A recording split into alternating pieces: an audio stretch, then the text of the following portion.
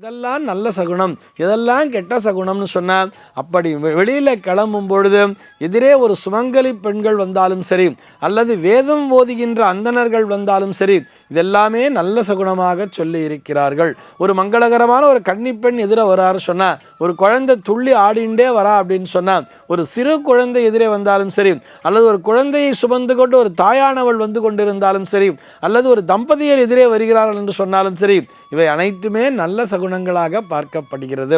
ஆகாத சகுனம் அப்படின்னு சொன்னால், ஒரு எருமை மாடு எதிரே வந்தாலும் அல்லது ஒரு கழுதையானது எதிரே வந்தாலும் அதையெல்லாம் ஆகாத சகுனமாக சொல்லியிருக்கா. இது கூட எப்போ தெரியுமா? நம்ம பாதி வழியில் பயணிச்சிட்டு இருக்கும்போது இல்லை, வீட்டை விட்டு இறங்கி அப்படி வெளியில் வந்த உடனே பார்த்தா மட்டும்தான் அது சகுனமே தவிர, பாதி வழியில் போயின்னு இருக்கும் பொழுது எதிர்த்தாப்புல ஒரு எருமாடு வந்துருச்சுன்னு சொல்லிட்டு திரும்பி வந்துவிடக்கூடாது. அதுதான் மூட நம்பிக்கையாக பார்க்கப்படுகிறது. சகுனம் அப்படின்னா என்ன தெரியுமா? நமக்கு அடுத்து நடக்கக்கூடிய விஷயங்களை ஒரு அறிகுறியாக சொல்வது அப்படின்னு கூட வச்சுக்கலாம்.